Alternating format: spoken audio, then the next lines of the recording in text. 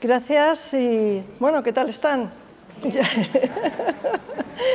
Yo muy feliz por muchas cosas, por estar otra vez aquí en el círculo que nos acoge siempre tan bien, por estar en una sesión más de cronistas y ver que hay mucha gente fiel, y también damos la bienvenida a los que no habéis estado nunca en un acto de estos y lo estrenáis, también a la gente que nos ve por streaming, pero sobre todo estoy muy feliz por estar con Antonio Lucas, que es un periodista al que admiro desde hace mucho tiempo y que nos conocemos desde hace mucho también. Hemos estado juntos en más de una mesa redonda. Me unen a él profesionalmente muchas cosas, pero yo estoy más contenta porque le tengo para mí sola y le puedo preguntar a modo, aunque en realidad está obviamente para todos vosotros. Así que muchas gracias, Antonio, por estar aquí. Un placer, Angélica. Y muchísimas gracias a la Fundación del IBEX por la invitación, a ti, a Fernando. Y es un motivo de entusiasmo y de orgullo venir a Valladolid, y más si es con el amparo del nombre del IBEX, que, claro, para todos ha sido un maestro, ¿no? Del IBEX ha sido como el acelerador de partículas de distintas generaciones de periodistas, culturales o no culturales, y venir a lo que es su casa siempre da un poco de vértigo y a la vez una alegría enorme. Sí, luego hablaremos de eso, pero bueno, para empezar esta conversación vamos un poquito a bocajarro y te diré que hay una cosa que siempre me llama la atención y yo no he sacado ninguna conclusión al respecto, pero me llama la atención que haya, siendo el periodismo y la poesía dos cosas que parecen absolutamente antagónicas, primero por los horrores que contamos normalmente los periodistas y también por la forma en que trabajamos, ¿no? Y sin embargo, no son pocos los periodistas que además son poetas. No he llegado a ninguna conclusión, ¿tú? Pues yo imagino que solo se pueden llegar a conclusiones accidentales. A un poeta lo que le gustaría es poder tener todo el tiempo del mundo para leer, para escribir, quizá para viajar. Y eso parece que colisiona, eso de tener todo el tiempo del mundo, con el periodismo, ¿no? Que es una de las profesiones más absorbentes que hay. Pero yo creo que al final es la palabra, al final son las letras, ¿no? Lo que van vinculando un oficio y una pasión. El oficio es el periodismo, la pasión es la poesía. Y el periodismo te permite tener esa parte un poco escindida del poeta, pero a la vez también integrarla en tu papel, en tu oficio, en tu trabajo de periodismo, ¿no? Entonces, para mí nunca han estado juntas, pero siempre han ido como los rieles del tren, en paralelo. Además, tú sabrás bien, y Carlos Aganzo, que es un poeta y es periodista como nosotros, que cuando en la redacción de un periódico estás en la máquina del café y alguien se te acerca por la mañana y te dice «Buenos días, poeta», nunca es un piropo. Nunca. En un periódico nunca es un piropo. Es una manera de decirte «Eres un polizón, no formas parte de los nuestros», «Casi estás aquí porque desgrabas». Es decir, hay un sentido de hacerte entender que dentro de una redacción un poeta es alguien sospechoso, pero nos permiten estar ahí. Te diría más que no solamente poeta, ser el periodista cultural de la redacción, ¿no? Claro. Los culturetas siempre somos los raros.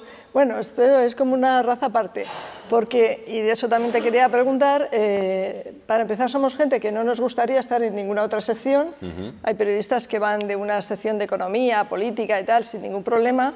Un periodista cultural normalmente no quiere moverse, aunque eso suponga un retroceso en su carrera, ¿no? En su proyección, etc. ¿Tú prefieres no ascender o que no te encarguen nada si eso significa salir de la sección de cultura?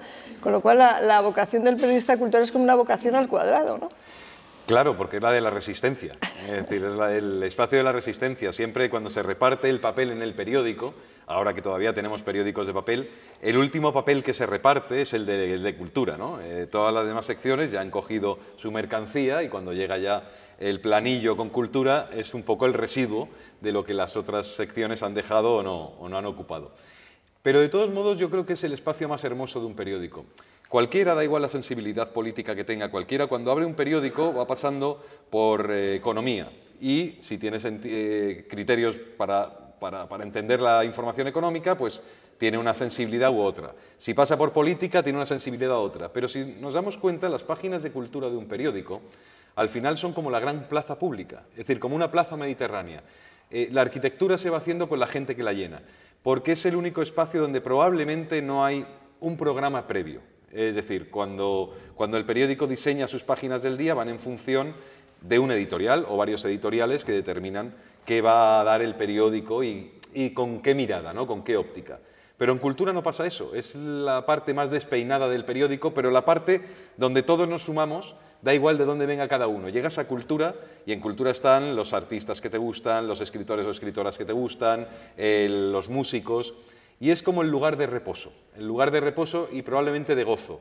Uno lee sin suspicacia generalmente las informaciones o las entrevistas o las crónicas o reportajes de cultura, cosa que no sucede con las de economía o con las de política, que cada uno pide un poco recibir algo del motivo por el que ha comprado ese periódico, ¿no? Entonces yo creo que nos permite ser los agentes provocadores más interesantes del oficio, por lo menos de la redacción. Sin embargo, nunca nos libramos de una cosa que es tener que defender ese espacio, ¿no? Porque al final siempre ha sido una lucha.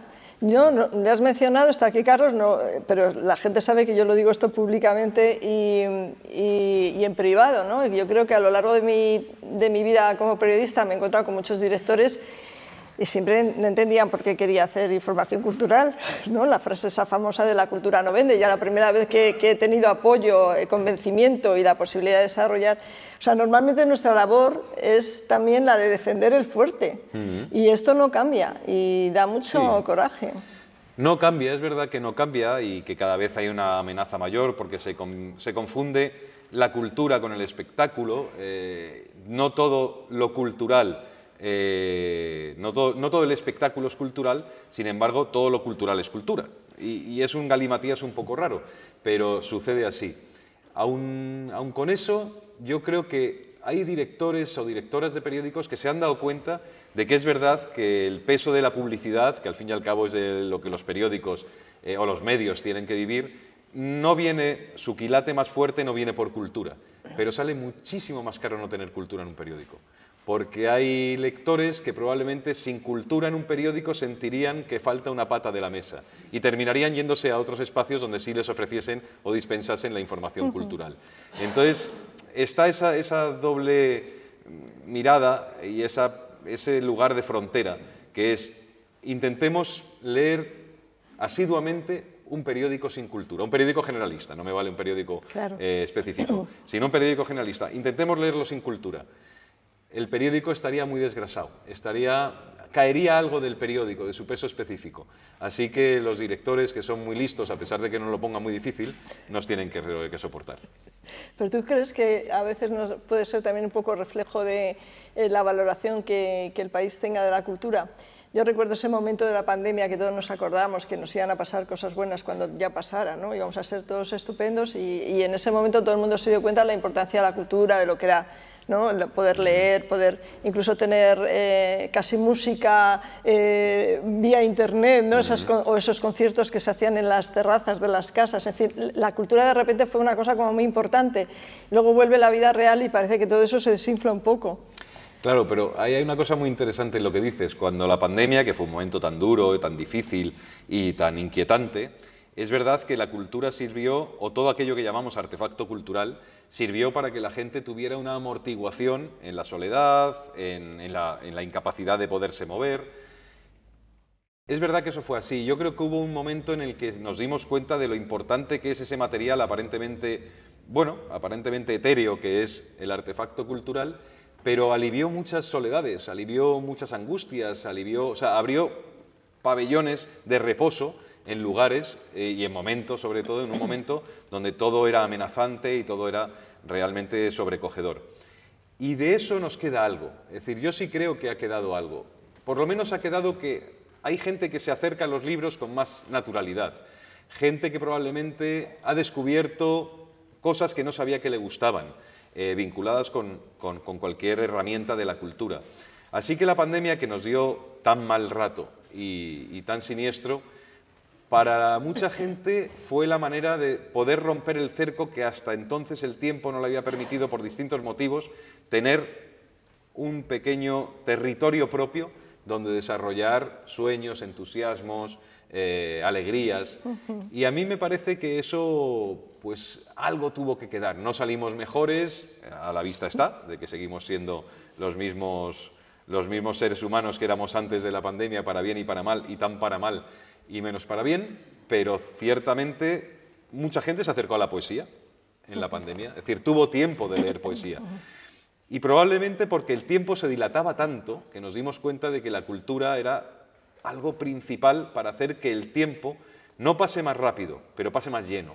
Y eso, no sé si se lo debemos a algo tan triste y tan duro como aquel tiempo, pero sí hay una educación que de algún modo en algunos individuos, en algunos hombres y mujeres, ciudadanos y ciudadanas de este país, probablemente encontró un sentido más anclado, de mejor anclaje a lo real a partir de los libros, de la música, del cine o de lo que cada cual quisiese hacer. Sí, has dicho antes una cosa muy importante y es que llegas a la sección de cultura y encuentras los escritores que te gustan, los músicos que te gustan, el cine que te gusta, y los que lo hacemos estamos ahí cerca de toda esa gente que nos gusta. O sea que en el fondo, en realidad, queríamos estar en la cultura por seguir en lo que nos daba la vida, al fin y al cabo, ¿no? En ese sentido, ya en un plano más personal, y bueno, aunque eres muy joven, tienes ya una trayectoria importante. Tengo cara de niño, pero no soy tan joven. Pero sí quería preguntarte, porque estoy segura de que, como me pasa a mí, has tenido, pues bueno, ¿qué te ha dado la información cultural, ¿no?, a lo largo de este tiempo? Personalmente me refiero, ¿no? Porque estoy segura de que, como nos pasa a muchos, a veces has salido de alguna entrevista o de algún acto diciendo, oh, ya sé por qué quería ser periodista cultural, solo por esta tarde, solo por esta conversación. Caray, eso ha pasado algunas veces. También son muchas en las que me he ido a casa diciendo, pero ¿para qué me habré metido yo en esto? Ya me dijo mi madre, ingeniería industrial, de 8 a 3 y a las 3 en tu casa. Pero no Todas salí. Las madres de periodistas No nos han dicho alguna vez, hija, tú te lo has buscado. Sí, no salí por ahí. Sí, pero yo recuerdo momentos maravillosos que sí que dieron sentido a que yo haya invertido tanto tiempo de mi vida y haya viajado menos que mis amigos cuando era más joven porque tenía que estar en una redacción. Mira, yo recuerdo, por ejemplo, la entrevista que le hice a Montserrat Caballé en su casa de Barcelona, que fue uno de los momentos más delirantes de mi trayectoria, que ya llevo 27 años en el mismo periódico y en El Mundo, en Madrid. Yo recuerdo, y para contar la anécdota muy brevemente, Montserrat Caballé era muy suspicaz a que le entrevistase gente joven. Yo entonces tendría 28 o 29 años. Me costó mucho conseguir la entrevista, pero nuestro correo, nuestro intermediario, se ve que no le explicó bien quién iba a ir a hacerle la famosa entrevista, y cuando llegué ella me miró de arriba abajo como quien te lanza una piedra, porque yo pensaba, o yo creí que ella pensó que iba a hacer la entrevista a Pedro J. Ramírez y no un súbdito del periódico, ¿no? Pero ella era una gran diva. Bueno, la entrevista empezó catastrófica. O sea, catastrófica es todo lo malo que os podáis imaginar. No tenía ganas de contestar. Bueno, me hizo una antesala, por supuesto, de 20 minutos en el salón de su casa, con un mayordomo que había allí, que cuando nos advirtió, como si aquello fuera Casa Real, nos advirtió que cuando apareciese la señora Caballé, el fotógrafo y yo nos teníamos que poner en pie, pero con aspaviento, o sea, en pie, no esa cosa perezosa de levantarse, no, en pie, como Marcial, ¿no? Bueno, yo cumplí con aquello, se levantó y pegó un bote que casi doy con la lámpara. Nada, pues la señora Caballé entra, así vino anunciada, la señora Caballé entra. Y bueno, pues empezó la entrevista mal, porque no quería nada. Yo había hablado con varios músicos, varias gente que la había tratado, y me dijeron, tú tienes que dorarle mucho la píldora, es una gran diva, imagínate que estás con la Tebaldi, que estás con la Calas, o sea, eso, multiplícalo por 100. Y claro, yo empecé a darle a aquella mujer, venga, venga jabón, y ya después de 70 piropos me dijo, caballero, llevo 50 años en la lírica, me conozco todos los piropos, no me ha sorprendido ninguno. Dije, no, empezamos. Ya no sabía qué decirle. Bueno, pues aquello ya muy mal. El fotógrafo iba al hombre echando fotos, me miraba así debajo de la cámara, bajaba y me decía, nos vamos a ir. Y ya llegó un momento en el que no sabía qué decirle. Ya me había tirado por tierra la entrevista entera y solo se me ocurrió, dije, mira, ya, si vamos a hacer ya el ridículo y vamos a fracasar a lo grande. Y le dije, lo único que un periodista no debe preguntar nunca, señora Caballé, ¿usted qué signo del zodíaco es? Yo ya pensaba que me iba a echar de la casa, que llamaría a los Mossos de Barcelona para que me echaran de la ciudad. Oye, aquella pregunta fue mágica. De repente, pero joven, ¿le interesa a usted el horóscopo? Dijo, lo que pasa en la vida, señora Caballé, ¿cómo me va a interesar? Yo Capricornio, aquí me tienen, pero yo soy Géminis, pero hay una aliación entre nosotros. Bueno, pues acabamos dándonos besos, abrazos, la entrevista salió maravillosa. Por ese momento en el que uno dice, si nos caemos con todo. Esos son momentos que suceden en el periodismo. Yo me fui a mi casa muy contento de ser periodista y sobre todo de haber sido muy pícaro, porque no se me ocurría qué preguntarle y el horóscopo. Y hay momentos así en la vida, como en todo. Tengo otro también muy bueno. No sé si a alguien le gusta el flamenco, para mí es una de mis pasiones. Aquí tenían ustedes un gran personaje flamenco, se llama Vicente Escudero, personaje fascinante, una especie del único bailador cubista que ha existido, de verdad. Y dice, ¿cómo se hace un bailador cubista? Pues como lo hacía Vicente Escudero. Yo entrevisté una vez a Manuel Agujetas, que era un cantaor impresionante de una pureza imbatible, gitano, de Jerez de la Frontera, que no sabía leer ni escribir, que había cantado en Nueva York en la sala pequeña del Carnegie Hall y en la grande estaba cantando Frank Sinatra. O sea, un personaje fascinante, casado con una mujer japonesa de una exquisitez bárbara, una mujer que tenía 2 carreras, hija de un médico tokiota muy importante, que yo creo que el hombre nunca se pudo explicar cómo había acabado su hija con un ser tan neandertal como Agujetas. Y Agujetas hizo una cosa preciosa, muy bonita. Primero, la entrevista fue pues a su manera, pero me dijo 2 frases de esa entrevista que merecía una carrera entera de periodismo. Le dije, don Manuel, usted no sabe ni leer ni escribir. Y él, con su acento así, ese hombre duro del sur, ese hombre terroso, me decía, pero leer y escribir, ¿para qué? ¿Para qué? Eso no vale para nada, eso no vale para nada. Y decía, hombre, leer y escribir vale para firmar aunque sea un contratito, irse a cantar al extranjero. Y me dijo, pero tú no tienes ni idea de la vida. Y dije, hombre, yo sé leer y escribir, que a lo mejor eso me ha malformado, pero dice, no, pero es que el que sabe leer y escribir en flamenco pierde la pronunciación. Y esa frase merecía que ese hombre tuviese silla en la Real Academia Española. El que sabe leer y escribir en flamenco pierde la pronunciación.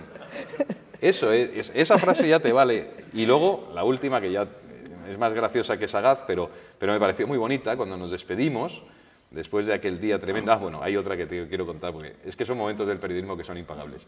Me lleva a su casa, en medio de un páramo que había por ahí, en medio de la carretera, kilómetro 56 de la carretera de Jerez a Chiclana, bueno, un sitio muy raro, y me lleva a una Vespa. Entonces los dos vamos a ir a la Vespa por una vía de servicio, yo me agarro a él, porque no me fiaba, claro, y llegamos a la casa y era una casa como sucede en tantos países mediterráneos o por ejemplo en Marruecos, ¿no? Que son casas que no se terminan nunca de construir esperando que un tercer hijo vaya a ocupar a la tercera planta y dejan los pilotes salidos, ¿no? Y yo miro la casa, que no era fea porque la japonesa Kaoko se había encargado de que tuviese una mínima dignidad. Y digo, muy bonita la casa, Manuel, muy bonita, la verdad. Y esto dice, esto lo he construido yo con mis manos, con mis manos. Digo, bueno, usted y algún arquitecto. Dice, ¿eso qué es? Digo, bueno, empezamos mal. Digo, bueno, pues alguien que construya la casa, porque habrán hecho los cimientos. ¿Eso qué es? Digo, hombre, los cimientos son, pues hay que horadar, hay que cimentar, o sea, hay que echar hormigón para que la casa se sostenga y aquello no caiga. Pero tú no tienes ni idea de nada. Yo me decía lo mismo. Digo, vaya por Dios. Digo, ¿pero por qué? Dice, si las casas no valen para abajo, valen para arriba y esta tiene 3 pisos. Digo, bueno, pues ya está, eso era. Eso, son anécdotas que te valen, ya te digo, te valen una carrera de periodismo. Y como esas, otras tantas. Y luego está esa otra parte, porque bueno, ahora es Antonio Lucas y no te va a pasar, pero no te ha pasado también muchas veces, sobre todo cuando vas a entrevistar, eres joven, no se te conoce mucho, vas a entrevistar a un escritor ya consagrado y tal, y todos son dudas sobre que no seas una persona leída, que jamás hayas leído ninguno de sus libros y todo es como una especie de examen. A mí me han llegado a preguntar incluso, pero tú has leído tal y cual, y dices, perdóname, que me dan ganas de marcharme y decir, mire, que yo cuando me voy a operar no pido el título al médico, ¿no? Si esto sale mal, denúncieme en alguna parte, pero... Sí, alguna vez seguramente habrá pasado, pero es verdad que cuando uno ha entrevistado a gente a la que ha admirado o admira, y gente que es realmente pues, grandes autores, siempre hay en ellos una humildad, una cercanía que es muchas veces encomiable. Es decir, cuando eres muy joven y has tenido la oportunidad de entrevistar, yo que sé, a gente tan sabia como Carlos Bousoño, y la delicadeza con la que Carlos Bousoño seguramente el hombre pensaría, caray, que hará una orilla entreteniendo a este chaval para que me escriba cualquier cosa. Y sin embargo, en ellos siempre detecté una generosidad imbatible. Ese gesto de educación, que no siempre se ha tenido y que cada vez se pierde con más frecuencia, pero ese gesto de falta de vanidad, de falta de altivez, y más con el joven o con la joven, a mí me ha resultado siempre muy propio de los muy sabios. Es que cuanto más importante, en eso sí que es una experiencia del periodismo, cuanto más importante es el personaje, más fácil, en cambio cuando las cosas... Sí, luego, pues bueno, cualquier otro un poco más advenedizo, pues probablemente te hace pasar un mal rato o te imposta un poco más la entrevista, Pero yo recuerdo Claudio Rodríguez, por ejemplo, entrevistar a Claudio. Claudio era un hombre de un poeta, para mí uno de los poetas irreprochables, no digo de la segunda mitad del siglo XX, diría del siglo XX en España. Y Claudio, hablar con él era maravilloso. Es decir, además, él quería más preguntarte a ti que ser sometido a cuestionario, no por nada, sino porque manifestaba una cierta curiosidad cívica por el que tenía enfrente, ¿no? Y esa gente siempre he tenido la sensación de que eran una lección de grandeza, ¿no? De ese sentido de la grandeza que es humana, que es absolutamente humana, que es de toma de tierra, como las buenas lavadoras, ¿no? Y que entiendes luego la poesía de esa gente.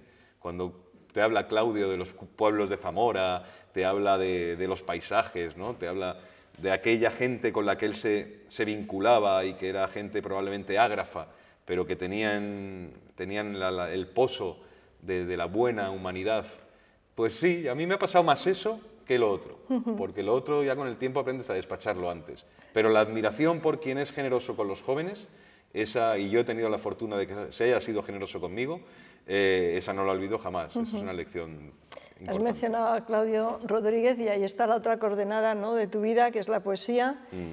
En la poesía te ha ido muy bien. Fuiste premio Accessit del premio Donais, que ya es como una buena puerta, ¿no? Y luego pues el premio Loewe, que es uno de los más importantes, premio de la generación del 27, Ojo Crítico, en fin. Desde ese punto de vista te ha ido maravilloso, pero yo sé que la poesía es mucho más, que los premios es una cosa que está muy bien, pero ¿qué es para ti, no? ¿Qué es para ti la poesía y qué te ha dado también la poesía? Sí, es verdad que ha ido bien, pero como decía Alexandre, sabes que la poesía no da ni para merendar. Entonces, ha ido bien de esa manera. No, pero fuera de broma, la poesía es que, claro, yo he tenido la fortuna, y es una fortuna porque eso es un patrimonio, de tener un padre y una madre que fueron muy lectores de poesía, sobre todo él. Era muy lector de poesía y tenía una biblioteca extraordinaria, la verdad es que extraordinaria. Y claro, desde pequeño yo he visto en casa pasar mucha gente, pues de Caballero Bonal, o Ángel González, o el propio Bousoño, o Claudio Rodríguez, o Pepe Hierro, o Ángeles Mora, Félix Grande. Entonces, claro, había ya un pozo muy favorable para eso. Yo no fui un niño de esos que dicen, yo a los 8 años ya leía Nabokov. No, yo no. Yo a los 8 años jugaba en la calle, enredaba en la calle, me rasgaba las rodillas y todo eso. Pero a los 13 o 14 años, de repente, todo aquello que fue sedimentando en la casa, viendo a los poetas, que para mí un poeta entonces solo era un señor que fumaba mucho y hacía así siempre con las botellas, porque se acababa, unos la ginebra, otro el vino, otro el whisky. Entonces me hacía mucha gracia, algunos eran muy barbados, cosa que me hacía más gracia aún. Y entonces la imagen que yo tengo de un poeta es siempre con un cigarro, la casa llena de humo ahí en Madrid y siempre haciendo así alguna hora de la noche con la botella. Pero fuera de esa realidad, que es broma, pero es real, para mí la poesía, claro, llegó de una manera muy inesperada, no por la condición de casa que ayudó, sino por el descubrimiento de un libro de poemas que para mí fue capital. Y no he vuelto a sentir nada parecido en poesía como aquel primer destello que me provocó Residencia en la tierra de Neruda. Que yo me equivoqué en uno de los anaqueles de la librería de mi padre. Iba a sacar una cosa de Lorca para un trabajo del instituto y el librito de al lado era una edición de Residencia en la Tierra, era una antología de Residencia en la Tierra, de las 3 residencias. Al sacarlo lo abrí, me di cuenta de que no era eso, pero recuerdo el primer poema, Walking Around, sucede que me canso de ser hombre, y aquello a mí me dejó absolutamente desconcertado. O sea, no pude parar de leer aquel libro de poemas durante toda la tarde y ya no salí de ahí. Pero fuera de eso, la poesía, a mí lo que me ha dado es una manera de vincularme a los otros. Es decir, para mí la poesía no es algo tan íntimo como para otros compañeros o compañeras, ¿no? No es algo tan íntimo, al revés, es algo muy plural, muy abierto. Para mí es una colisión de voces, una colisión de gente.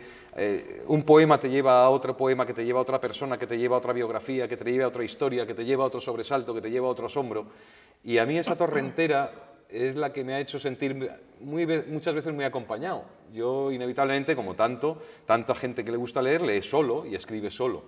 Pero hay siempre una especie de baúl lleno de posibilidades de voces, ¿no? Como decía Pessoa, aquel baúl lleno de gente que es el poeta, que eso me lo da la poesía. Y luego la poesía también me ha hecho entender que andar por la vida es un voy contigo. Y los poemas son como lazarillos. Es decir, muchas veces te han ido dando claves de ti mismo, claves del mundo. A mí no me gusta esa idea manida y, por supuesto, ya rozando lo ridículo del poeta y la torre de marfil, ¿no?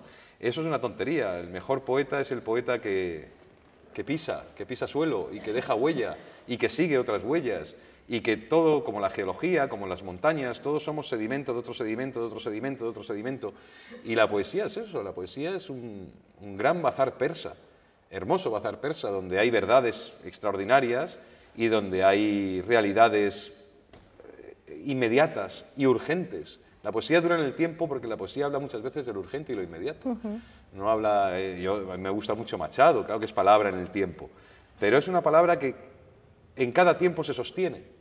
Y a mí eso me interesa. No me lo ha dado ni el periodismo, por supuesto, que es caducifolio. La narrativa tampoco me la ha dado de esa manera. Perdón. El teatro quizá porque es palabra en acción y me ha interesado mucho. Y la poesía es palabra en acción. La poesía está hecha para ser dicha, está hecha para ser contada, está hecha para ser abrazada por los otros, ¿no? Es decir, la voz del poeta es una voz que se reparte entre muchos. Y los grandes poetas se han repartido siempre entre muchos. Un poeta para uno no vale para nada. Ajá. Te voy a comprometer un poco, porque no sé si en una de las píldoras que haces con Mara Torres por las noches en El Faro o en alguna entrevista decías una cosa que era, por otra parte, muy cierta, ¿no? Que en realidad los temas de la poesía, casi de la literatura, son pocos. Son el amor, la muerte, el paso del tiempo, ¿no? O sea, que son 3 o 4 temas, pero que, claro, la cosa consiste en procurar ensanchar esos temas de alguna manera, ¿no? Con la escritura. Y bueno, a ti, ¿quién te ha ensanchado? ¿Quién te ha ensanchado? Ya sé que serán muchos, pero... Bueno, pero son muchos, y es verdad que son muchos y son muchas y es complicado hacer la nómina, pero podría decir que hay una persona que para mí fue reveladora, su poesía y su biografía. Y creo que a muchos adolescentes que empiezan a leer o rompen a leer a los 16, 17 años, si conocen a este personaje del que voy a hablar ahora un minuto, que es Arthur Rimbaud, entienden probablemente que la carnadura de la poesía, incluso la condición mítica de la poesía, está muy bien fijada en un personaje como Arthur Rimbaud. Arthur Rimbaud es un poeta francés, estoy seguro de que lo conocen y me van a permitir la impertinencia de recordarlo, pero es un poeta francés, finales del 19, que él escribe toda su obra entre los 15 y los 21 años. Entre 15 y 21 años escribe su obra. Escapa varias veces a París, es de un pueblecito que se llama Charleville. Escapa a París porque él sabe que la gloria literaria está en París, impulsado por un maestro suyo, que es el gran poeta parnasiano, Paul Verlaine. Verlaine le anima a ir a París. Verlaine es un burgués con una vida muy plácida, tormentoso, atormentado, un hombre vitriólico, pero con una vida plácida y burguesa en aquel París de finales del 19, y el joven Rimbaud, con 16 años, 17, ya consigue escapar de la casa de su madre, una casa un poco bernardalbesca, es decir, esa casa fortaleza, una madre excesivamente católica para un chico con tantos apetitos de mundo como Arthur Rimbaud. Cuando escapa un poco de ese cerco y llega a París, se convierte en la sensación malograda de los poetas burgueses de París, entre otras cosas porque Verlaine deja a su mujer, se va con el joven Rimbaud, terminan de vagabundos por ahí, por Londres, por Bruselas, por Ámsterdam, por París. Aquello acaba como el Rosario de la Aurora, exactamente a tiros, pero esa es la parte biográfica. Y luego Rimbaud deja de escribir a los 21 años, decide que aquello es una tontería, que la poesía es filfa, que eso es un juego adolescente, y desaparece por Abisinia, por Etiopía, por Arar, y allí nadie sabe muy bien qué hace. Es comerciante de café, dicen que traficante de esclavos, cuentan que traficante de armas, el caso es que se pierde el rastro y solo regresa ya a Marsella con 36 años, con un tumor en una rodilla y una metástasis tremenda, y ya le espera a su hermana Isabel en el hospital de Marsella, y ahí fallece, eso sí, lo cuenta Isabel en un pequeño diario que tenía. Rimbaud fallece diciendo a lo loco versos o algo que se podía asemejar a versos. Aquel hombre que había renunciado a la poesía a los 21 años, a los 36, digamos que en el último bajido lo que salen son versos. Vale, esa es la parte así como más tal. Pero la poesía de Rimbaud claro, tú piensas, un chaval que entre los 15 y los 21 años escribe de tal manera que parte en dos las aguas de la poesía moderna, o sea, es un parteaguas, no se ha vuelto a ser tan impetuoso en una sola persona como Rimbaud, se ha sido tan elevado como Rilke, se ha sido tan moderno como T.S. Eliot, se ha sido tan íntimo como Emily Dickinson, se ha sido tantas cosas, pero solo hay uno que encarna la ferocidad del poeta, la ferocidad real del poeta adentelladas contra el mundo. Y claro, eso dicho así, es impresionante, pero podría ser más que cosa de un, pues eso, de un chico arrojado. Pero es que era un poeta absolutamente incuestionable, es un poeta imbatible, es un poeta furioso, es un poeta humano, es un poeta arterial, es un poeta que la sístole y la diástole de su corazón lanzaba huya. Yo qué sé, no he visto yo, no he tenido yo en las manos nunca un personaje capaz de adivinar que la poesía puede ir más allá, como Rimbaud. O sea que toda la escudería la resumiría en ese hombre al que sigo leyendo con entusiasmo. Cuando tenía 21 años todavía me podía creer que podíamos ser Rimbaud, con 48 ya solo podemos ser la abuela de Rimbaud, pero por lo menos lo seguimos leyendo. Bueno, ¿y qué clase de poeta eres escribiendo? ¿Eres fácil? ¿Eres de los que me decían había alguna vez, no, yo puedo estar en una reunión y tal y escribir un poema, necesitas mucho silencio y aparte? Porque claro, luego el resultado es estupendo, pero bueno, tienes esas imágenes brillantes y luego creo que en eso que has dicho de ir, que la poesía es ir con, yo creo que eso está muy reflejado en tu propia poesía, ¿no? Hay una especie de acompañamiento, tanto si hablas de los desengaños, que es un poco ese libro en el que te das cuenta que ya la juventud se ha pasado, ¿no?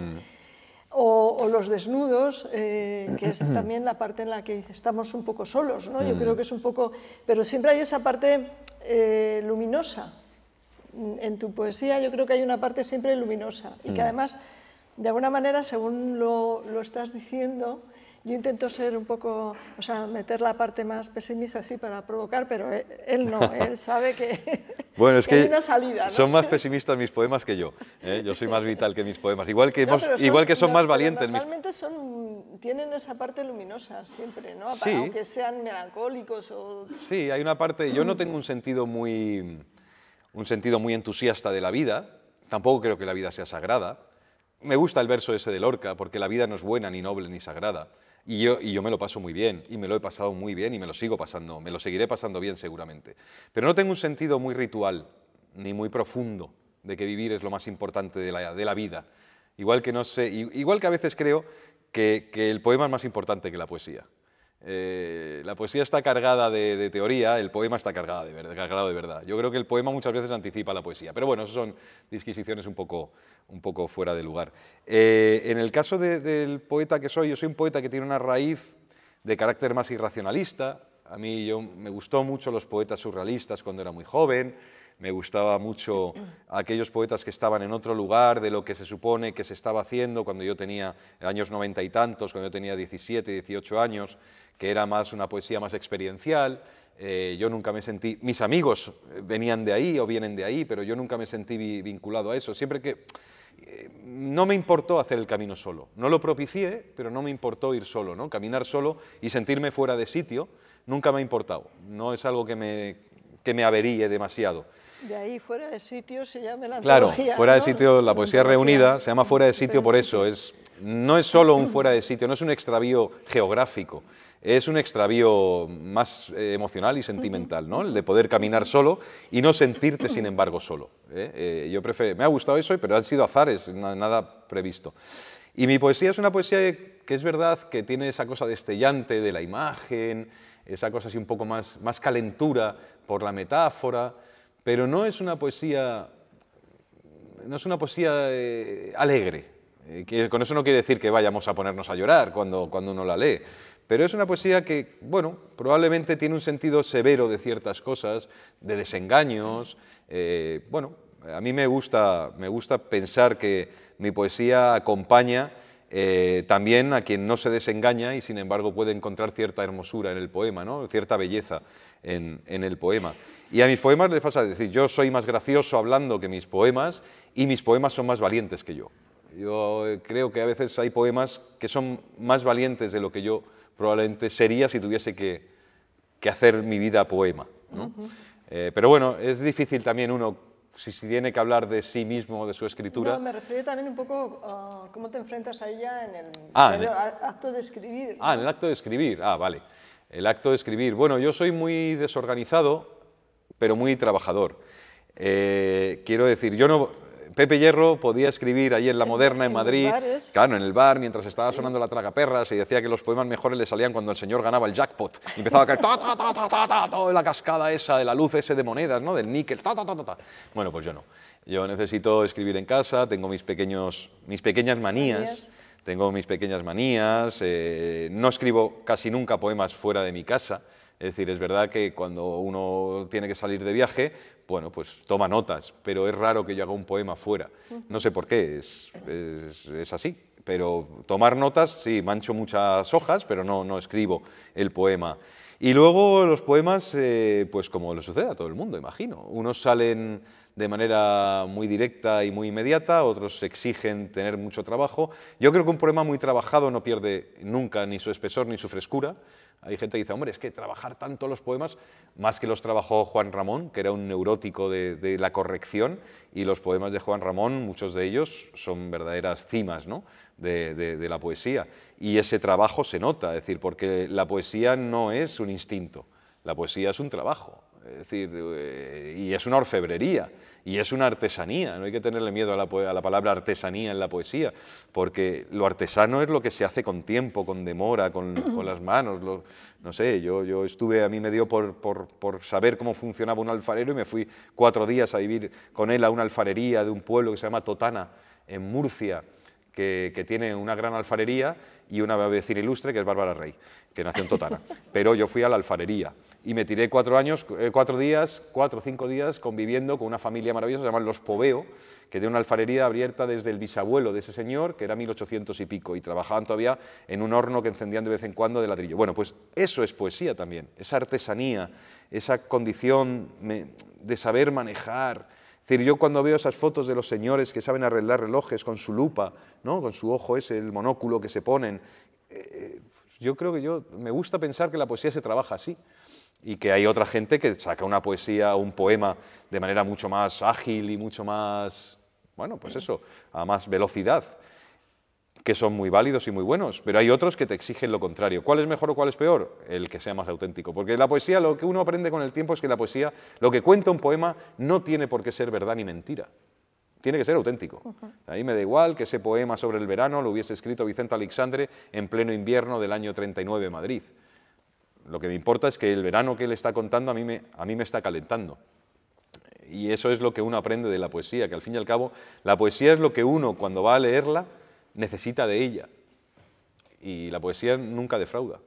Fíjate, ya has mencionado 2 veces a Vicente Aleixandre, sí. No sé si alguna vez tuviste ocasión, no. Bueno, porque quizá no llegaste, pero hoy es noticia muy triste además, ¿no?, porque hoy el telediario terminaba con que la casa de Lintonia de Vicente Aleixandre, tantos años intentando que no desapareciera, finalmente ha salido a subasta. Y uno se pregunta, o yo me pregunto, si en otro país que realmente amara un poco más la cultura, estas cosas podrían pasar, ¿no? Porque una casa maravillosa donde ha habido un poeta que además premio Nobel, o sea, que ha sido tanto en este país para la poesía, ¿no? Y se pierde ese patrimonio y dices, bueno, no sé, en fin. Bueno, imaginaos o imagínense que, por desgracia, en Valladolid se vendiese la casa de Miguel Delibes. Pues diría muy poco de la sociedad vallisoletana, diría muy poco, ya no de los políticos, esos son pintamonas, y no, ahí no se puede entrar, no hay una sensibilidad para esto, pero ha habido por parte de la sociedad civil probablemente una dejación de funciones. Perder la casa de Vicente Aleixandre es algo más que un ejercicio inmobiliario, es algo más que una pérdida inmobiliaria. Se está perdiendo un fragmento de la historia cívica de este país, se está perdiendo la memoria de alguien que durante muchos años de su vida hizo de su casa el territorio, el quilate más puro de la poesía. Por ahí pasaron todos. En los momentos duros, en los momentos en los que este país era ingrato para la poesía de quien no se asociaba con quienes estaban al frente de de la aventura española y quienes estaban cerca de ellos. Y por allí pasó Rosales, por allí pasó Ridruejo, por allí pasó Miguel Hernández, por allí pasó Lorca, por allí pasaron todos hasta la generación de los novísimos, todos. Dejar perder eso, dejar perder ese perímetro de tierra, ese perímetro de tierra para que se construya una casa o un hotel o lo que el propietario legítimamente o propietaria quiera construir, dice que nosotros somos un país desalmado y que Madrid es una ciudad desalmada, porque Vicente Aleixandre no es solo el premio Nobel, que ya sería categoría suficiente como para tener una cierta preservación y un cierto respeto por su memoria. Es que Vicente Aleixandre es aquello que de algún modo llamaba Chávez Nogales, que no sé si es lo más acertado, pero no se me ocurre una idea mejor, la tercera España. Es decir, aquellos que no tuvieron la necesidad, la opción o la valentía de marchar, de aquellos que tuvieron que callar, pero que sin embargo en el salón de su casa, en el jardincito, hicieron que no se apagase del todo las voces contrarias. Y hay que entender y hay que escuchar a las voces contrarias cuando las cosas vienen mal dadas. Así que, pues es una noticia triste, pero ya digo, no es una noticia triste porque perdamos la casa del poeta, sino porque perdemos realmente el patrimonio de la poesía. Es así. No sé si en tus proyectos estaba escribir una novela, pero de repente, bueno, pues te embarcas en una aventura que iba a ser periodística, ¿no? Que iba a ser una serie de reportajes, embarcado en alta mar con la gente del mar, y eso acaba siendo una novela, tu primera novela, ¿no? Sí, Buena Mar. Una novela, como yo no sé si muy bien si es novela, yo a veces digo que es como un reportaje muy estirado, porque aquí hay novelistas como Martín Garzo y no voy a ponerme yo ahora de novelista, pero sí, un reportaje muy estirado que fue el de meterme con los marineros de Gran Sol, en Gran Sol, que es el caladero más peligroso por lo menos de esta parte del mundo, sí. ¿Qué te enseñó, no ya de la vida dura y de las condiciones del mar, sino qué te enseñó a ti, de ti mismo? No sé si aprendiste, porque en ese tipo de experiencias a veces lo que pasa es que uno aprende de sí mismo cosas que ni siquiera sabía, ¿no? Claro, claro. Bueno, yo me metí en esta aventura que me costó 7 meses conseguir el permiso para embarcar en un arrastrero gallego que hace faena en aguas de Gran Sol. Gran Sol está entre los paralelos 48 y 60 del Atlántico Norte, es decir, ya si subes muy arriba, ya en el 58 tal, ya casi entras en aguas territoriales de Canadá, donde hace 2 años naufragó el Virgen de Pitancho, y murieron aquellos 21 marineros. Bueno, nosotros estuvimos un poco más abajo porque la campaña a la que íbamos era el rape, no era el bacalao. Y claro, hay que tener en cuenta que mi tradición marinera es de lector de literatura del mar, pero mi tradición marinera real no pasaba de haber montado 2 veces en Zodiac por la bahía de Mazarrón, que eso es como montar en el estanque del Retiro, no tiene más peligro. Cuando a mí se me mete en la cabeza hacer esto, después porque a los 20 y tantos años leí Gran Sol, de Ignacio Aldecoa, que es una de las grandes novelas del mar, y Aldecoa hizo este mismo viaje, parecido porque él salió desde Vizcaya. Hizo este viaje hacia Gran Sol en lo que se llamaban entonces navegar a la pareja, en barcos mucho más peligrosos que en el que yo anduve.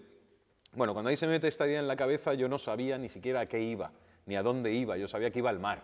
Pero ir al mar tiene, claro, tiene unos peligros muy claros, y es que el mar es mucho mar, el mar es muy grande, el océano es una cosa terrible. Yo no sabía dónde iba.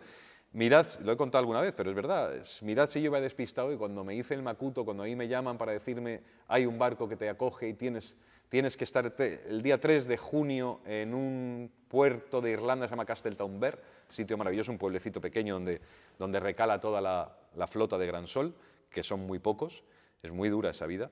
Cuando yo hice el Macuto yo metí 2 bañadores. O sea, ya eso es el colmo de la locura. Dije, ¿y si esta gente para una cala y yo me pierdo esto? Bueno, claro, imaginaos cómo sabía yo que iba a aparecer por el Atlántico Norte. Bueno, pues ya llego allí, al Atlántico Norte, y fue un viaje extraordinario. O sea, el viaje fue durísimo para alguien que no conoce, digamos, el idiolecto del mar, las palabras no te suenan, el mar en sí, la actitud de los marineros. Yo, en el barco en el que embarqué, que yo iba al mar solo y yo volví del mar con una familia inesperada, que son esos 11 marineros con los que yo estuve, que fueron mis padres, mis hermanos, mis amigos, mi balsa de regreso a puerto.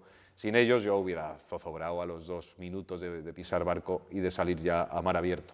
Aquella gente con los que sigo manteniendo contacto, la semana que viene me voy a Galicia a ver al patrón y a estar con ellos un par de días, esa gente, que eran 5 gallegos, 6 africanos, llevaban algunos de ellos 25 años en el mar.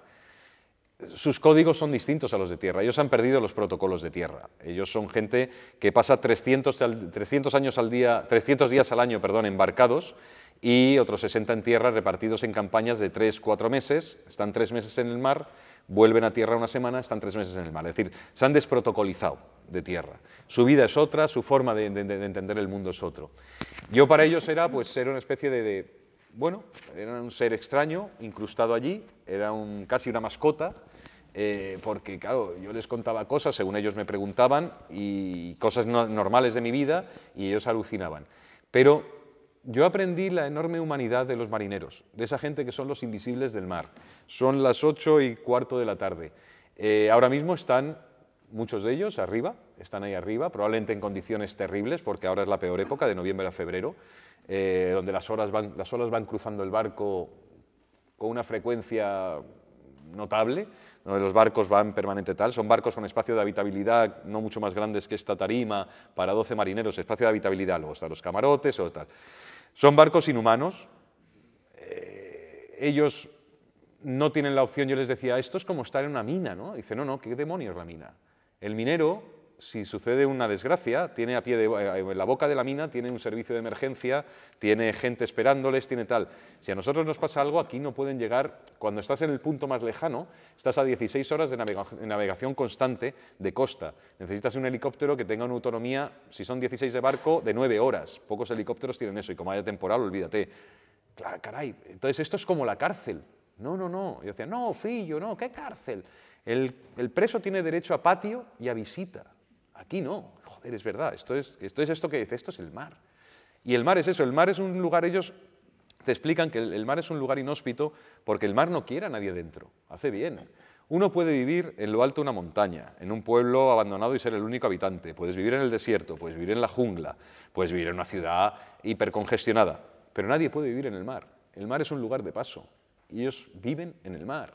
O sea, viven en un lugar donde no hay posibilidad de escapatoria. Entonces, claro, eso obliga a que tengan que tener una fortaleza psíquica tremenda. Por ejemplo, hay algo que yo aprendí, muchísimas cosas, lo pasamos muy bien, me reí mucho, también lo pasamos muy mal, los días de temporal fueron terribles, pero yo aprendí algo muy hermoso, que es el silencio del marinero. Parece que suena tópico de literatura barata, pero no, es verdad, el marinero es una persona que calla como nadie. Calla y su silencio es un sol espléndido. Y tú aprendes, después de muchos días con ellos, muchas horas, tú aprendes que el silencio de un marinero no se violenta nunca. Cuando un marinero abre un silencio entre tú y él, ese silencio es una acogida, es una forma de decirte, estás con nosotros. Porque el marinero no tiene nada que decir. El marinero está siempre mirando el mar, mirando el mar. Eso es el patrón, ¿no? Desde el puente de mando. Los otros marineros están en lo que cada uno tiene que hacer. Tened en cuenta que es un trabajo donde se duerme 3 horas al día. Se duerme en tramos de 3 horas al día. Cada 3 horas suena una bocina y todo el mundo tiene que ponerse en pie, ponerse los trajes de agua, llueva o no llueva fuera, estén las rachas de viento o no estén las rachas de viento, tú tienes que salir a cubierta, recoger las redes, volcar ese pescado en el pantano, quitar el copo, bueno, para que el pescado llegue a nosotros. Y esos son hombres, muchachos, senegaleses, ganeses, de 22, 23, 24 años, que viven en esas condiciones. Un marinero son 32 pares de calcetines siempre mojados, se te cala hasta los huesos, la humedad, no duermes. Yo para dormir me hacía con unas tablillas, me hice en la litera una especie de pequeño dique para no caerme, porque otras veces me tenía que atar, si era más fuerte. Y todo esto es para traer pescado. Y dices, joder. Si a mí me dicen que el lenguao cuesta 200 euros, me parece barato. Porque si veis la vida de esta gente allí, no se quejan nunca, además. No se quejan. Y la pregunta normal, y yo me la hice y se la hice, es ¿y por qué no buscáis otro oficio? Claro, qué fácil, que ¿por qué no buscáis otro oficio? Es decir, el mar luego tiene una capacidad de imantación extrañísima. Hay una hipnosis, te puedes tirar horas, es como la lumbre. Te puedes tirar horas mirando aquello, horas. Ellos ya no saben vivir de otra manera. Algunos han probado oficios de tierra, tuvieron que volver, porque no sabían resolverse. Ellos saben estar en el mar. Claro, eso también tiene una condición muy singular. La vida, las familias. Claro, ellos se han embarcado en campañas y cuando llegaron había nacido el hijo y algunos hijos ya estaban andando. Entonces, están muy desubicados de la vida. Por eso tienen tantos problemas con el alcohol. En el barco, por ejemplo, se bebía. Y alguno bebía mucho, ¿no? Y yo llegaba a entender que bebiesen tanto, ¿no? Porque ¿qué vas a hacer? Se llama gran sol y solo hay un cielo negro, un agua negra, como dos fauces. Hay días que decías, joder, ojalá esto fuera la fauce de un cocodrilo y nos comiera de una vez y saliésemos de aquí, porque era absolutamente insoportable. Ahora, esa pureza, esos hombres de una pureza inenarrable, esos tipos que es verdad que entre ellos tantos años de convivencia no funciona bien, pero que al grito de hombre al agua hay una sola melé, hay un solo cuerpo y hay una sola extensión humana para rescatar al compañero que ha tenido una caída o que ha tenido tal, eso yo no lo he visto en mi vida. Es decir, esa solidaridad del hombre del mar, esa solidaridad, esa potencia de saber que tenemos que volver, en este caso éramos 12, siempre son 11, éramos 12, tenemos que volver los 12, eso era alucinante. Y ya para contar algo más alegre, está muy estratificado un barco, ¿no? Que eso es lo que también cuento en la novela. Un barco nunca es una democracia, y no puede serlo, es el único sitio que yo podría entender que no fuese una democracia. Un barco, hay que estar muy jerarquizado. Manda el patrón porque tiene 11 vidas a su servicio, de su responsabilidad. Y todo está muy estratificado, pero luego hay momentos muy singulares. Por ejemplo, es muy importante el cocinero. El cocinero en un barco es principal. Eso es principal, o sea, es como la figura que no puede faltar. Todos los demás pueden faltar, el cocinero no. ¿Por qué? Porque es un trabajo de mucho esfuerzo donde la única recompensa, el único motivo de alegría al día es la comida, no hay otro. No funcionan los móviles casi nunca, las llamadas por los teléfonos satélites son carísimas y solo se hace una llamada si es por mucha emergencia. Los otros teléfonos, cuando suena, hay 3 teléfonos en el puente de mando, cuando suena el negro es para dar una mala noticia, y un día dieron una mala noticia, el fallecimiento del familiar de uno, solo ese teléfono suena para las malas noticias. Todo es gravoso, ¿no? Pero un día, yo iba en principio para 14 días. Al final, por unos problemas de motor, unos embarres, tuvimos que funcionar con un motor auxiliar, aquello hubo que parar en medio del océano y tuvimos que prolongar aquello 21 días. Y a mí eso no me lo sabían contar.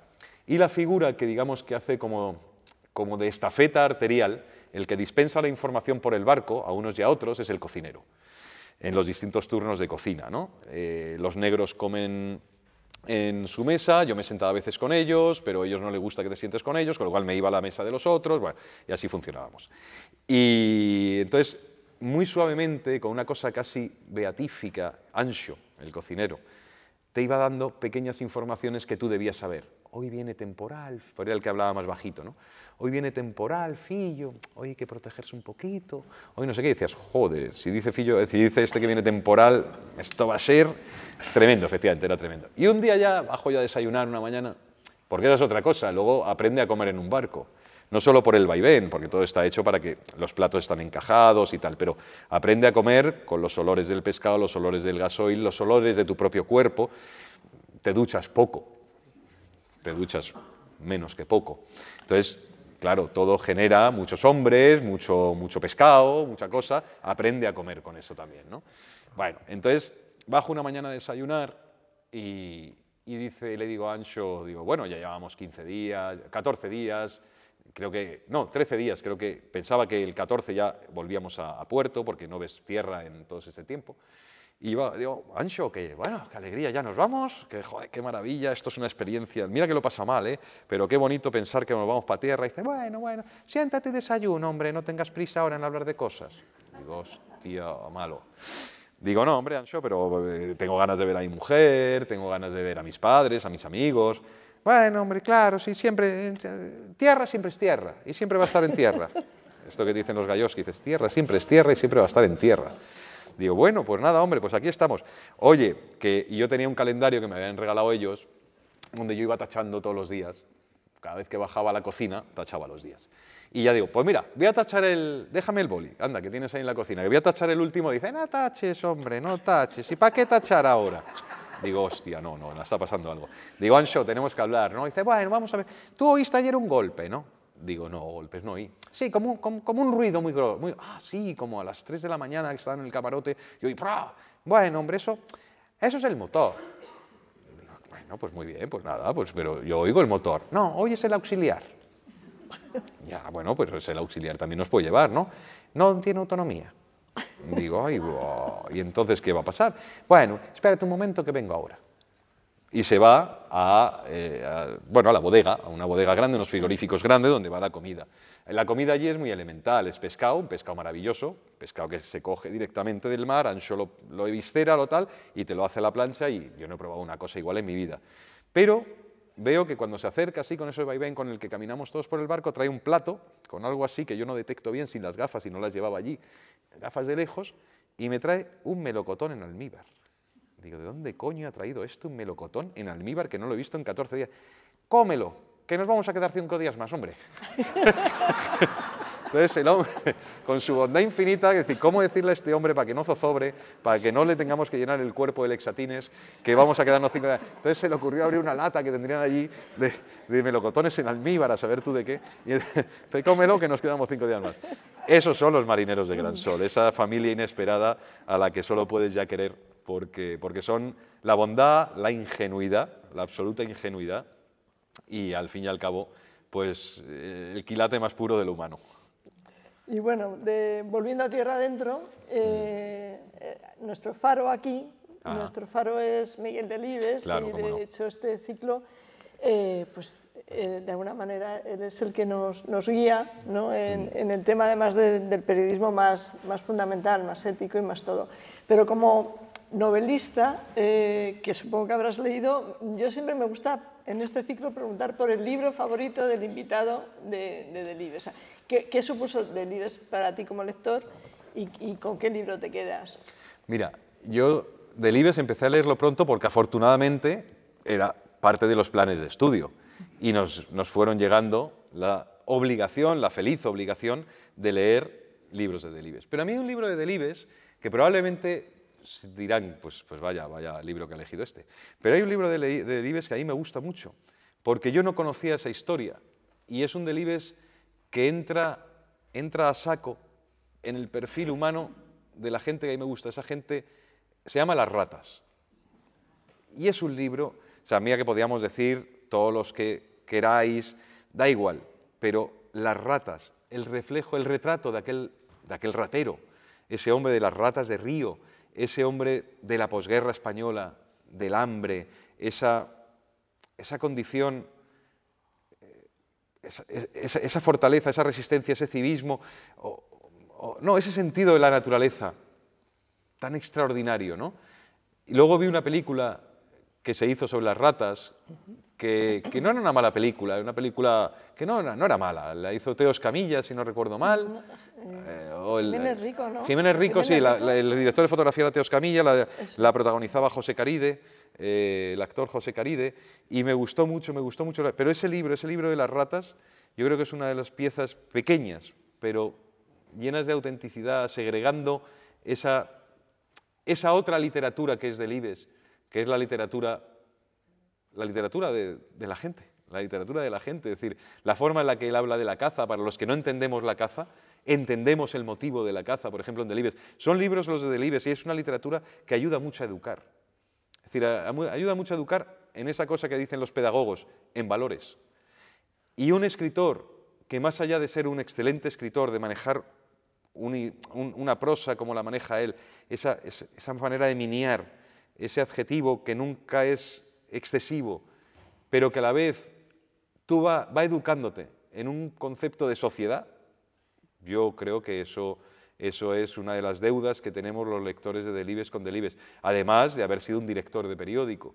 Un director de periódico que me hubiera gustado haber hablado con él en algún momento de lo difícil que tuvo que ser dirigir un periódico en una ciudad como Valladolid, en los años en los que a él le tocó dirigir este periódico, y cómo tuvo que defender probablemente a su redacción.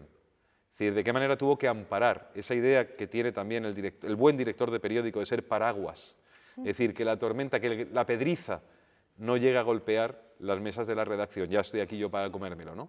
Y esa autoridad que él desarrolló para que sea esa especie de eje por el que un periódico se maneja, eje y motor de explosión.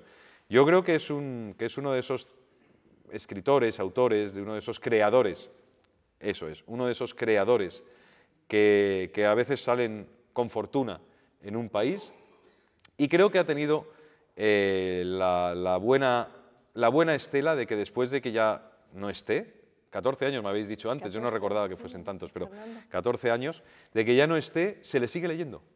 Y sabéis que eso no pasa con casi nadie. Es muy difícil, esa cosa boba pero real, de que los autoras cuando mueren tienen que pasar un purgatorio, ¿no? Una zona límbica, y sin embargo en Delibes no se ha producido. Es decir, hay generaciones de lectores ahora, no sé si muchos o pocos, pero hay lectores más jóvenes que yo, más jóvenes que gente de 20 y tantos años que está leyendo a Delibes, que en sus manos cae Delibes por lo que sea.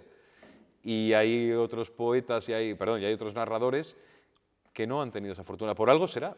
Y no creo que sea por un problema publicitario, porque no veo cartelones de Delibes en la Gran Vía de Madrid. Sé que Delibes está dentro de la idiosincrasia de la mejor lectura que puede haber. Y eso, pues, es una fortuna merecida y lograda por Delibes, además de que la Fundación haga un excelente tejido en torno a su figura. Pero se defiende solo. Delibes es un novelista que está en pie. Quizá porque sigue siendo actual, porque sí. Pasa que los temas que trata, lo hemos hablado un poco antes también, siguen estando vigentes, ¿no? Es un hombre de compromiso social, o sea, es un tipo que tiene un compromiso social. Es decir, los desfavorecidos están dignificados en su escritura, en su novela. O sea, es ya un lugar común sobre un lugar común, pero Los Santos Inocentes es ese libro imbatible, es un libro que tendría que estudiarse en las clases de ética. En clases de ética, leer Los Santos Inocentes, saber lo que es la malformación de un fragmento de sociedad. Uno de tus últimos artículos, de últimas columnas de opinión, trataba sobre otro autor del que este año se celebra el centenario y que siempre también está vigente, que es Kafka, ¿no? Claro. ¿Qué ha supuesto Kafka para ti como lector? Pues, caray, Kafka, joder, es que claro, uno con Kafka aprende a tener miedo. Kafka uno aprende, es un magisterio del miedo, ¿no? Porque no es un miedo de terror, no es un miedo de fantasmas, ni es un miedo de psicofonías, ni es un miedo de superchería, es un miedo mucho peor, es un miedo administrativo. Y el miedo administrativo a mí me da mucho vértigo. Cuando piensas en el castillo o piensas en el proceso, es decir, ese lugar de la incomunicación, ¿no? ese territorio de lo incomunicable, de la incomunicación y de lo incomunicable, ese proceso en el que uno no sabe ni qué culpa tiene, ni qué defensa puede tener para su culpa. Es decir, esa condición del terror administrativo en el que estamos ahora. Lo que pasa es que lo administrativo ahora no es la estampilla, lo administrativo ahora es Internet, y lo administrativo son las redes sociales, la jauría digital, las antorchas, buscando al culpable. Bueno, pues Kafka, al fin y al cabo, o sea, Kafka también nos enseña que en todos los espacios de lo administrativo, que no solo es la burocracia, es la familia, es un estado administrativo, es el amor, es un estado administrativo. Todo eso siempre es una amenaza. Entonces, claro, uno lee a Kafka, si lees la carta al padre, dices, madre mía, qué familia. Si lees las cartas a una de sus novias, a Felix Bauer, dices, madre mía. Entonces, claro, todo en Kafka es la prevención ante el terror, ¿no? Y me gusta mucho esa idea en ese señor que además tenía esa condición tan extraña, ¿no? Era un tipo tan singular que trabajaba en una compañía de seguros, que quería que su obra arrastraba una enfermedad, que ya tuberculosis o lo que fuese, que tenía luego esa idea de que quemasen todos sus manuscritos, ¿no? Que Max Brod hiciese desaparecer cualquier huella, ¿no? De no dejar surco ni rastro por la vida, con ese gabán de murciélago que llevaba, con esas orejas apuntadas que se apoyaban en las alitas cortas del bombín, con esa cara de ratón que tenía. No sé, es un personaje muy, muy singular, pero nos enseña que uno está a veces muy solo. Yo prefiero el conglomerado, ¿eh? O sea, yo no trabajo en 20 sitios porque no pueda quedarme solo en uno y vivir. Trabajo en 20 sitios porque me gusta mucho la radio, me gusta mucho el periodismo y luego hay una parte que se puede complementar con todo eso que es la poesía. Afortunadamente la poesía no te va a exigir escribir poemas de 8 a 3. El periódico sí que te exige algunas horas más. Pero es que a mí el periodismo me gusta mucho todavía. Yo creo mucho en el periodismo y creo que además estamos en un momento extraordinariamente excitante del periodismo, por muchas cosas que pueden ser a lo mejor desalentadoras, pero realmente es un momento muy excitante. Y sobre todo porque creo que hay una responsabilidad, es decir, alguien tiene que hacer periodismo. Ojalá lo hagan los mejores, pero alguien tiene que hacer periodismo. Lo que no nos podemos permitir es una sociedad en la que de repente desaparezca esa otra ventana o esa otra altavocía, que no quiere decir que sea el cuarto poder. Ese exceso que se dijo en algún momento es que somos el cuarto poder, eso era una presunción innecesaria. En cuanto a las cosas vinieron mal dadas, nos hemos dado cuenta de que ni el sexto, ni el séptimo, ni el octavo. Pero periodismo hay que seguir haciendo y yo tengo ese entusiasmo y creo que esa responsabilidad. Eso por un lado, o sea que me divierte estar en todos los sitios estos, es verdad que te dispersa un poco, pero bueno, también te da otras contrapartidas amables. Y en lo que es cultura, hay espectáculos que a mí realmente me parece complicado meterlos como cosa cultural, que sí se ha metido en otros sitios. Voy a decir algo a lo mejor un poco obvio, pero el Carrer del Bous, pues no me parece cultura. Es decir, el Toro de la Vega no me parece cultura. Cosas de esas que se han metido en las páginas de cultura en ocasiones, ahora luego cambiaron a las de sociedad porque afortunadamente se arremetió contra ellas. Pero hay muchas cosas que no me parecen realmente cultura. Sin embargo, los toros sí me parecen cultura. Ahí hay eso daría para 70 charlas. Los toros sí me parecen cultura. Pero otras manifestaciones animales que ya juegan con una, para mi gusto, perversión mayor, no. Y luego, ¿cultura es todo? Bueno, cultura como cultura. Yo no distingo tampoco entre alta cultura, baja cultura. A mí me da igual. Es decir, a mí me puede entusiasmar. De ópera no sé mucho y soy un poco impermeable a la ópera, pero a mí me gusta mucho el jazz progresivo, por ejemplo, y para mí el jazz progresivo es tan hermoso, tan sofisticado como a tía Nica la Priñaca cantando un fandango. Es decir, no le encuentro yo muchas divisiones a la cultura, pero sí sé lo que no merece estar en las páginas de cultura. Y como eso, otras tantas cosas. Es decir, sí sé, hay cosas que yo no creo que deban estar en las páginas de cultura porque es otra cosa, llámalo espectáculo. Pero no todo espectáculo, insisto, es cultura. Me he quedado un poco atrancado en esa frase, pero por no hacer la respuesta más larga.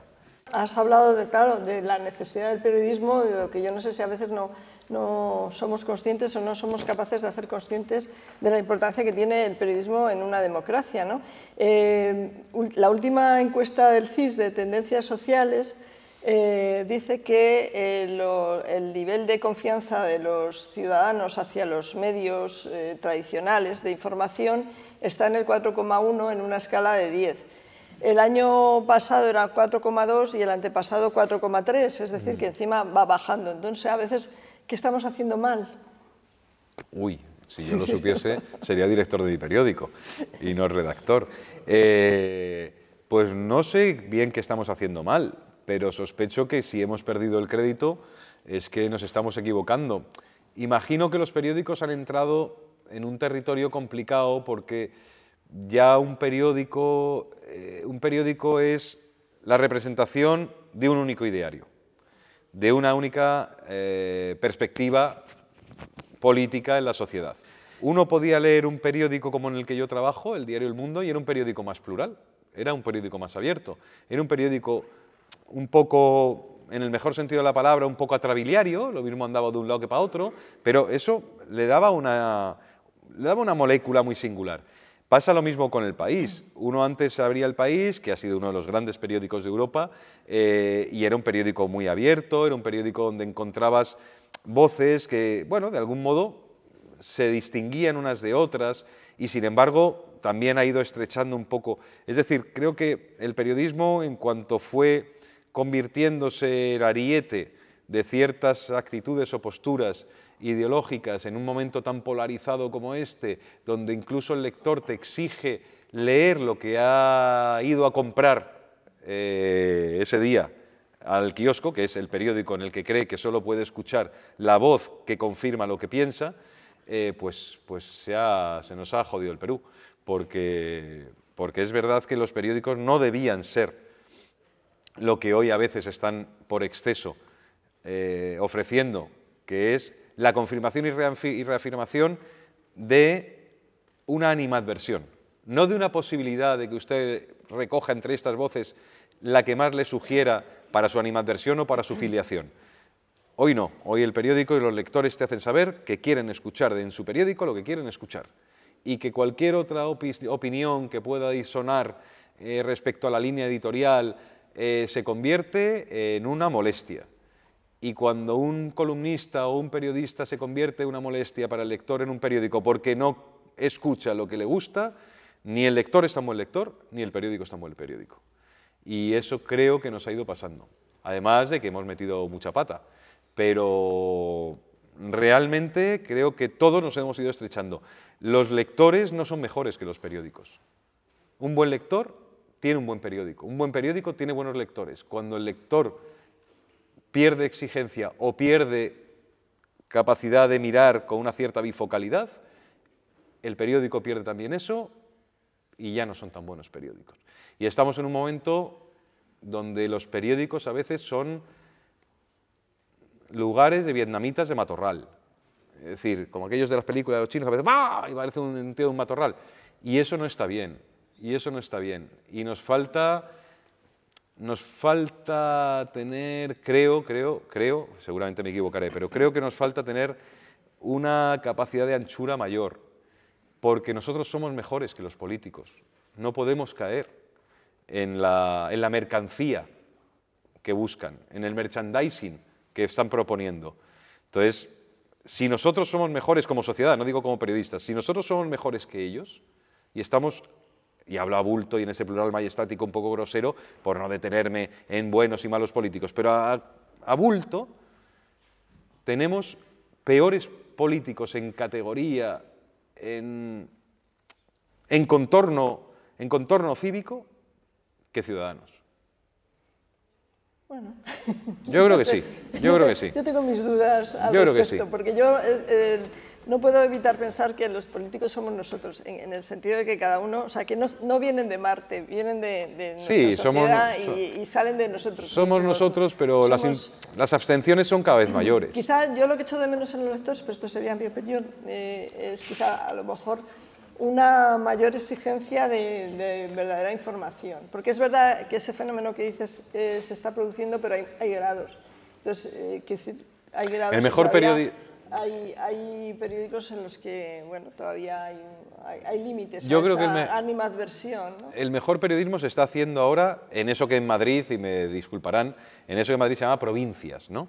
Yo creo que el mejor periódico ahora mismo es un periódico autonómico. Los periódicos regionales, yo creo que son periódicos donde hay periodistas extraordinarios y donde se lee gente con un enorme interés. Igual que la mejor política es la municipalista. Eso lo tengo muy claro. Las mejores políticas son las municipales, son las que están más cerca de la gente. Y los periódicos más cercanos a la gente son los que tienen más intención de contar sus problemas. En un periódico de Madrid no te hablan del alcantarillado. En un periódico de tal, si te dicen va a haber un problema de alcantarillado, no sé qué, se va a abrir un parque nuevo en esta zona de la ciudad. Eso sí que se ofrece. Es decir, el servicio público que puede hacer todavía un periódico más pequeñito en una región o en una comunidad más pequeña que las grandes y totémicas como Madrid o Barcelona, creo que es un periodismo más cercano, creo que es un periodismo más humano. Igual que la política más cercana es la municipalista, es que eso es así, y de hecho algunos buenos líderes han salido de la política municipal. Una última cosa para terminar, antes de... Bueno, yo te decía las coordenadas de tu vida, que eran el periodismo y la poesía, pero me he dejado una tercera que yo creo que ha tenido importancia para ti, porque tú has hablado de tu padre y de la buena biblioteca que había en tu casa, pero no has dicho que además respirabas un ambiente artístico, en el sentido que tu padre era un pintor, un gran pintor, José Lucas, que desgraciadamente ha fallecido hace poco, y que quizá muchos no caemos en la cuenta cuando llegamos a la estación de Chamartín, que los murales de Chamartín los pintó tu padre, ¿no? Sí. Entonces, bueno, ¿cómo fue un poco esa infancia? No solamente había poetas, en tu casa había... Pintores, y luego de ahí han salido también algunos escritos tuyos muy interesantes sobre algunos artistas, ¿no? Claro, vivir en casa de un pintor, aunque él no tenía el estudio en casa, pero bueno, lleva mucho a los distintos estudios que ha tenido. Sí, también te da, caray, te da una fortuna, la fortuna de poder ir con él, por ejemplo, a museos desde que eras crío e intentar enterarte mejor, y él era un hombre además con una vocación muy didáctica y era muy impetuoso y le gustaba mucho hablar con pasión de los artistas que le gustaban y eso siempre, eso es algo que no podré nunca agradecerle lo suficiente, porque a mí me ha dado también esa otra curiosidad, me ha alimentado esa otra curiosidad del arte, y del arte clásico, del arte contemporáneo. He hecho amigos en ese territorio porque traía un poco también el aval y la mochila de él, que murió hace 4 meses. Además murió en la estación de Chamartín. Mi padre murió a pie de obra porque estaba desmontando uno de los murales, bueno, sus operarios, pero le estaban dando instrucciones en Chamartín porque ahora tienen que ir ubicados en otro nuevo espacio de la inmensa estación que va a ser aquella. Y en el proceso de desmontaje cayó, pisó mal, cayó, bueno, y ahí quedó.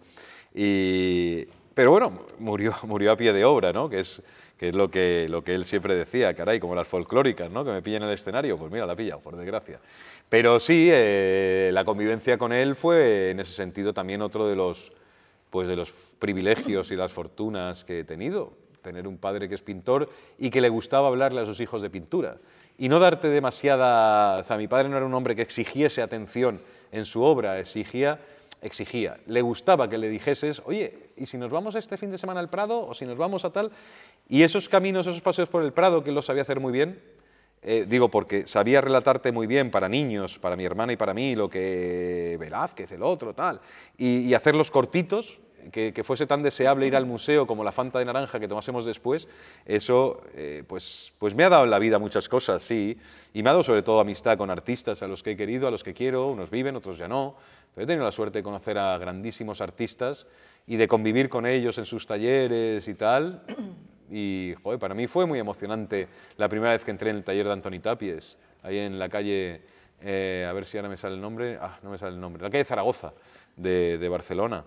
La fortuna de estar viendo trabajar y pintar a Miquel Barceló en su casa de Felanich o de París, poder ir a tomar una cerveza con Luis Gordillo, saber quién es Susana Solano, una gran escultora, echar una tarde en Valencia con Carmen Calvo, no sé, es decir, a mí me ha dado mundo, y me ha dado mundo para la literatura, y me ha dado mundo para el periodismo, y me ha dado mundo para lo que uno al final hace su mundo, ¿no? Es decir, un abogado, un arquitecto, un médico hace su mundo en torno a lo que le gusta. Yo he tenido la fortuna de poder hacer mi mundo en torno a lo que me gusta con unos bonus extra que han venido dados por la situación, por la casa, y que han sido muy, pues bueno, muy alentadores para por lo menos disfrutar un poco más de las cosas. Y a mí me gusta disfrutar de las cosas. Esa fortuna. Bueno, como es la primera vez que tenemos un poeta en este ciclo, yo quiero que este acto termine con un poema suyo, que además lo próximo que va a publicar es un nuevo libro de poemas, que no sé si tiene título, por cierto. No, todavía no. No tiene, pero bueno, ya lo sabremos. Así que antes voy a hacer los deberes. Bueno, primero tenemos siempre costumbre de regalar un libro de Delibes al invitado. Ah, qué maravilla. Y en este caso es Madera de Héroe, que pues mira, no lo he leído. Es el que no has leído, no lo he leído. porque somos así, lo adivinamos. Qué maravilla, pues mil gracias. Muy bien lo que tienes que leer por un una privilegio parte. Y empiezo ya en el AVE de vuelta. Convocaros, porque ya tenemos fecha para el próximo Cronistas, que será el día 28 de febrero, y estará con nosotros Íñigo Domínguez, que seguro que muchos escuchamos los fines de semana con Javier del Pino, primero porque fue corresponsal en Roma muchos años del Grupo Vocento, luego estuvo en El País, y también porque tiene esa sección llamada Prensa Ibérica, que es tan divertida y que, bueno, que va un poco en la línea además de lo que has dicho acerca del periodismo que se hace en provincias. Bueno, pues eso, que estáis todos convocados, que muchísimas gracias Antonio. Por favor. Y que lo último sea tu poema. Pues bueno, leemos un poema. Además, Íñigo Domínguez es mi vecino. ¿Ah, sí? Somos muy amigos y vecinos. Vivimos a 1 minuto el uno del otro, ahí en el centro de Madrid. Pues háblale bien. Sí, hombre, claro. Él ya, seguro que lo sabe. Bueno, pues mira, voy a leer el último poema de Los Desnudos, que se titula Tregua, y yo creo que condensa bien un poco algo de lo que hemos hablado aquí, ¿no? De si mi poesía es más alegre o menos alegre, o es más vital o menos vital, que yo creo que es vital, pero a veces uno se lo piensa dos veces. Tregua. La vida se concreta mejor en lo pequeño. La templanza maternal del agua, el cara o cruz de los viajes que no has hecho, los árboles que trepas, el amor que parte en dos, su evidencia y su dominio. Para vivir no es conveniente dar rodeos, ni buscarle a las preguntas su respuesta en la respuesta. A veces es mejor confiar en quien no sabe y aprender de sus cautelas, como aprende el animal a desapasionarse, como aceptan las montañas ser final y antes del mundo. Sabes que hay cosas de ti que no te pertenecen, ser niño y persignarse, demonios clamorosos, la costumbre de besar a los extraños, la monótona conciencia de la culpa, alegrarse en carnaval, creer en dioses.